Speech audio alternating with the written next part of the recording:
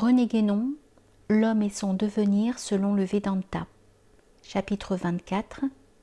L'état spirituel du yogi, l'identité suprême.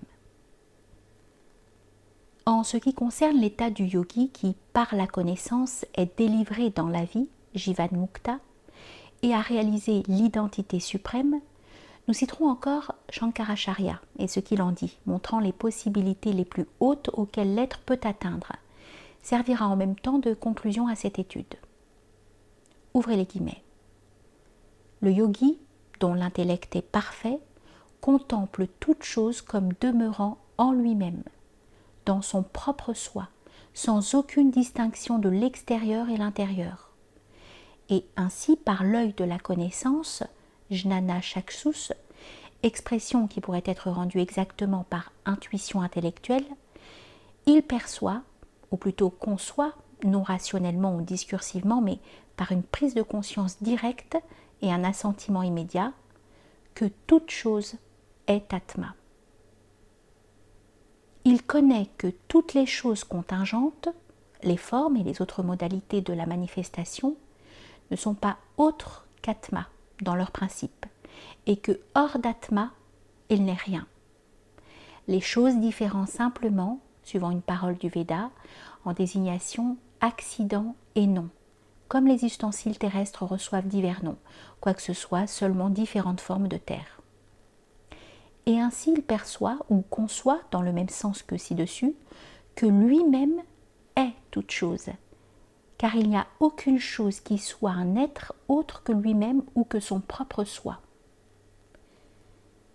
Quand les accidents, formels et autres, comprenant la manifestation subtile aussi bien que la manifestation grossière, sont supprimés, n'existant qu'en mode illusoire, de telle sorte qu'ils ne sont véritablement rien au regard du principe, le Muni, pris ici comme synonyme de yogi, entre avec tous les êtres, en tant qu'ils ne sont plus distingués de lui-même, dans l'essence qui pénètre tout, et qui est Atma. Il est sans qualité distincte et sans action, impérissable, akshara, non sujet à la dissolution, qui n'a de prise que sur le multiple, sans volition, appliquée à un acte défini ou à des circonstances déterminées, plein de béatitude, immuable, sans forme, éternellement libre et pur, ne pouvant être contraint ni atteint ou affecté en quelque façon que ce soit par un autre que lui-même, puisque cet autre n'existe pas, ou du moins n'a une existence qu'illusoire, tandis que lui-même est dans la réalité absolue.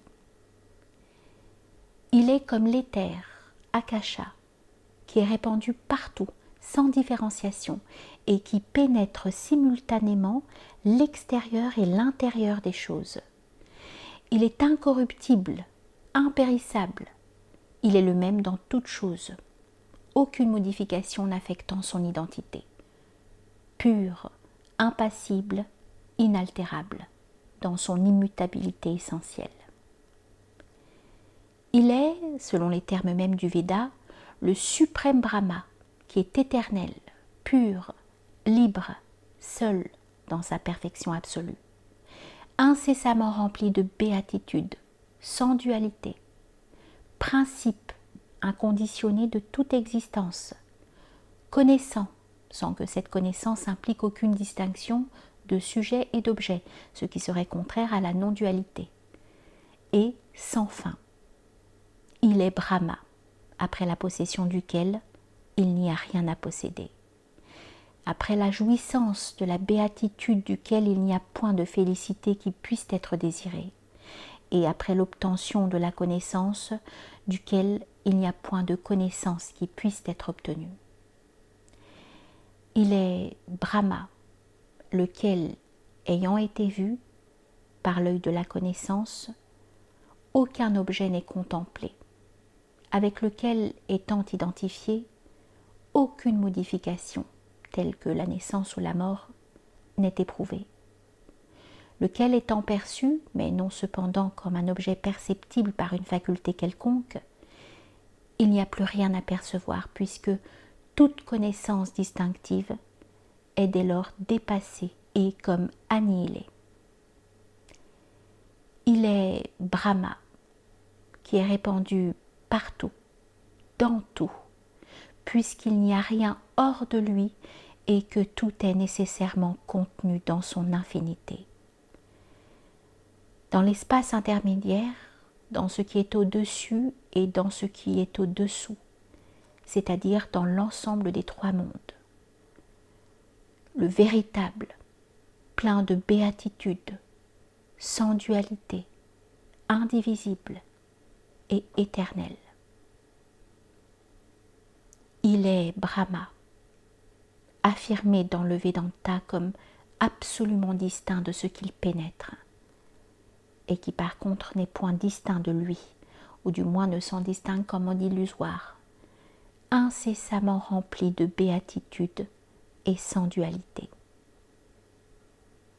Il est Brahma, par qui, selon le Veda, sont produits la vie, Jiva, le sens interne, Manas, les facultés de sensation et d'action, et les éléments qui composent le monde manifesté tant dans l'ordre subtil que dans l'ordre grossier. Il est Brahma, en qui toutes choses sont unies, au-delà de toute distinction, même principielle, de qui tous les actes dépendent et qui est lui-même sans action. C'est pourquoi il est répandu en tout, sans division, dispersion ou différenciation d'aucune sorte. Il est Brahma, qui est sans grandeur ou dimension inconditionnée, inétendu, étant indivisible et sans partie, sans origine, étant éternel, incorruptible, sans figure, sans qualité déterminée, sans assignation ou caractère quelconque. Il est Brahma, par lequel toutes choses sont éclairées, participant à son essence selon leur degré de réalité, dont la lumière fait briller le soleil et tous les corps lumineux, mais qui n'est point rendu manifeste par leur lumière. Il pénètre lui-même sa propre essence éternelle, qui n'est pas différente du suprême Brahma, et simultanément il contemple le monde entier, manifesté et non manifesté, comme étant aussi Brahma, de même que le feu pénètre intimement un boulet de fer incandescent, et en même temps se montre aussi lui-même extérieurement. Brahma ne ressemble point au monde, et hors Brahma, il n'y a rien, car s'il y avait quelque chose hors de lui, il ne pourrait être infini. Tout ce qui semble exister en dehors de lui ne peut exister de cette façon qu'en mode illusoire, comme l'apparence de l'eau, le mirage dans le désert. De tout ce qui est vu, de tout ce qui est entendu, et de tout ce qui est perçu ou conçu par une faculté quelconque, rien n'existe véritablement hors de Brahma. Et par la connaissance principielle et suprême, Brahma est contemplé comme seul véritable, plein de béatitude, sans dualité. L'œil de la connaissance contemple le véritable Brahma, plein de béatitude, pénétrant tout. Mais l'œil de l'ignorance ne le découvre point, ne l'aperçoit point, comme un homme aveugle ne voit point la lumière sensible.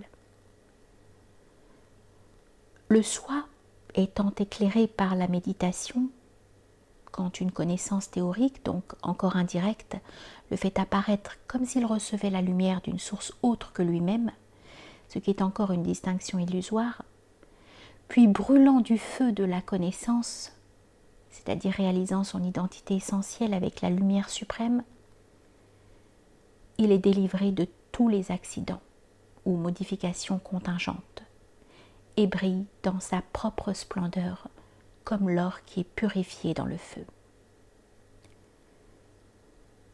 Quand le soleil de la connaissance spirituelle se lève dans le ciel du cœur, c'est-à-dire au centre de l'être, qui est désigné comme Brahmapura, Il chasse les ténèbres de l'ignorance, voilant l'unique réalité absolue. Il pénètre tout, enveloppe tout et illumine tout.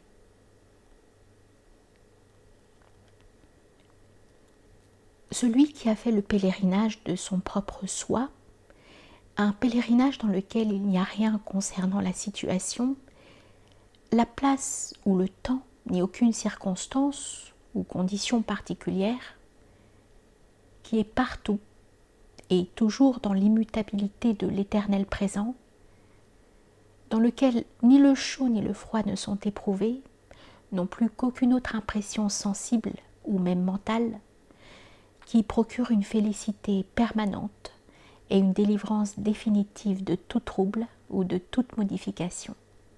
Celui-là est sans action. Il connaît toute chose en Brahma et il obtient l'éternelle béatitude.